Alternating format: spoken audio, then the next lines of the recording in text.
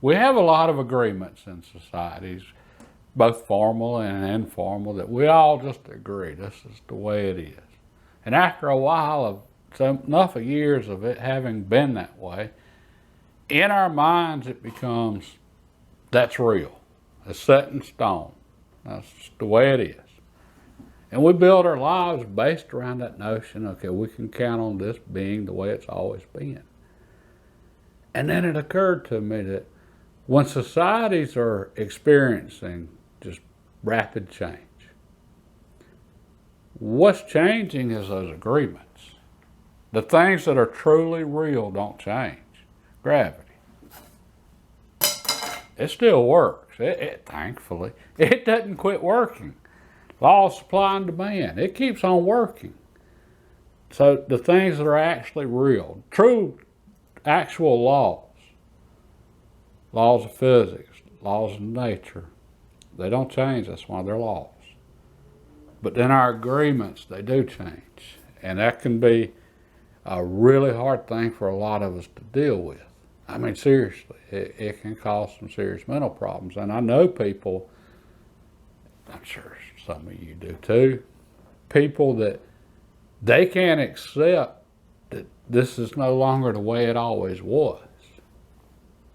Just something cracks up here. Well, that's kind of a lot of what we're going through right now with all the changes we're experiencing. Is a lot of the old things aren't working like they did. Well, it's causing a lot of confusion, a lot of issues, and so forth. Well, what we have to be able to do to prosper going forward, and I'm all about prospering. I'm not about getting by and surviving. I'm about getting ahead. Even if I don't, I'm trying to. Okay, to get ahead, to prosper in the future, we're going to have to be able to separate those, what we believe is a law, what we believe is true, what we believe is absolute, versus what actually is. All right, we can look at what actually is and we can figure some things out. If we're looking at what has always been but isn't real, we're going to be in trouble. And I think a great example of that's Michael Burry back in 2008, 2007, great financial crisis, crashed housing market. They were using a lot of fancy terms in financial circles, subprime mortgages and things like that nobody really understood what it was. The terms had gotten so technical that they didn't know what it was. Well, Michael Burry knew what it was. Okay, and he didn't look at, okay, everybody says housing, the price of housing is just going to keep going up and up and up forever. Right. What he knew in reality, that just made no sense. So he ended up betting against the housing market and so forth and the economy. He made a lot of money off of it. He was extremely successful.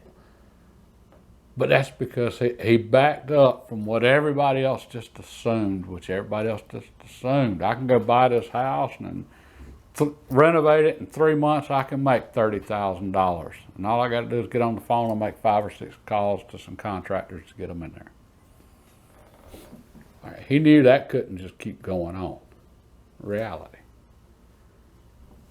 All right, well, today, Bitcoin. All right, same thing.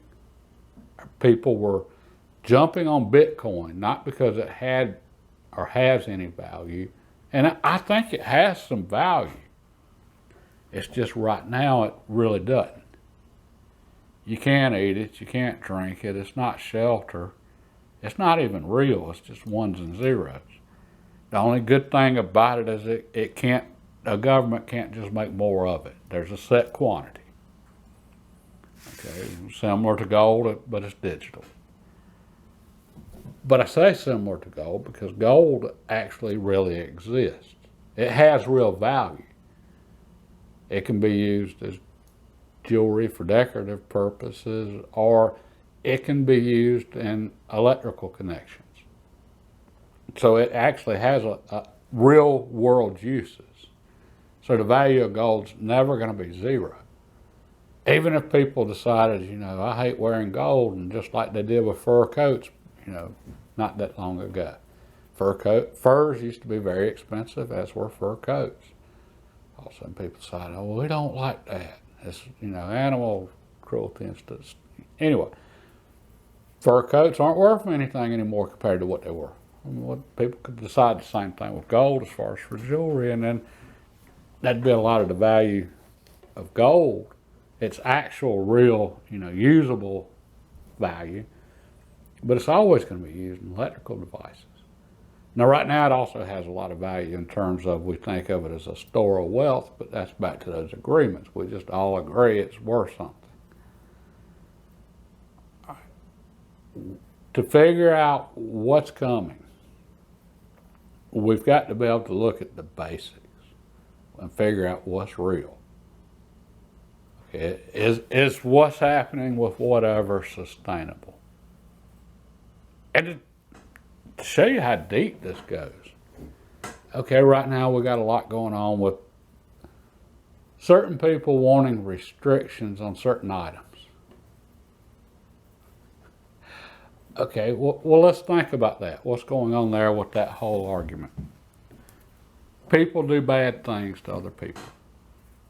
And so a lot of people are outraged. We need to prevent this from ever happening in the future, and we all agree with that. So we need to make new laws to prevent people from doing that in the future.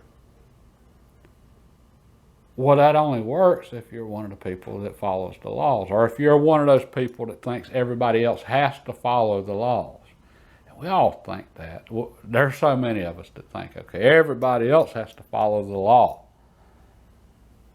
And in their mind, it's just inconceivable, but that some people just are going to say, no, I don't have to, and just break the law. But in their mind, people have to follow it, except for them. I say people have to follow the laws, but then I go speed. Anyway, human nature. So people are saying we need laws, more laws to protect people from that happening again. But we already had laws that said those people couldn't do that. And they just broke the laws, those agreements. More laws aren't going to fix anything. Anyway, that's just how ingrained in us it gets. And let's take this a step further.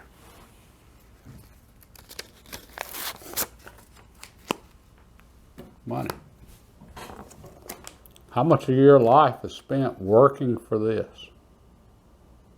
How many people have died trying to steal this? How many people have died trying to prevent other people from stealing this? That's how much value we think this has.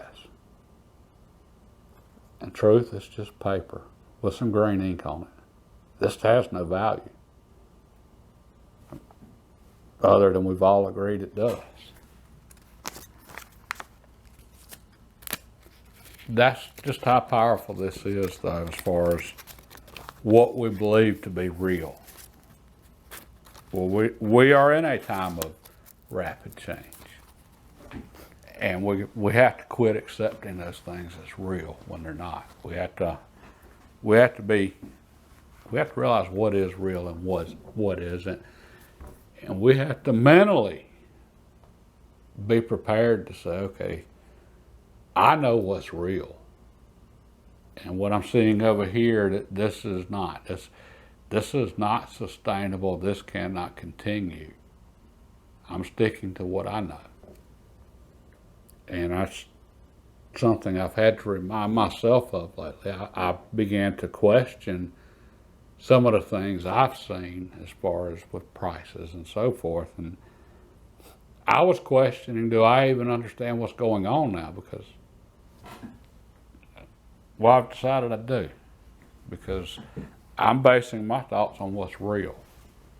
Now, how long it takes reality to catch up with our economy and everything else, I don't know. All I do know is that eventually it will. That's the thing about reality. It always catches up to us eventually, and usually it hurts when it does. And reality, things that are real are true.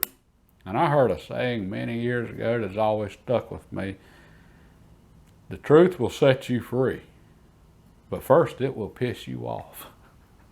There's a lot of truth in that one. Sometimes we have problems accepting what's true, what's real, what isn't, and so forth. So I just thought that was something really worth talking about tonight. And I know that was just pretty deep stuff, and I wish I could just say, okay, you need to watch this, this, and this. Things are just too complicated now. Too much going on, too much potential for things to happen, and so forth. So in your own mind, be thinking about, okay, well, what's real or what's just things we just agreed on? What could change? And there's a lot right now that could change. But anyway, I really hope that helps some of you out on just, or at least gives you something to just be aware of. God bless, and y'all have a wonderful evening.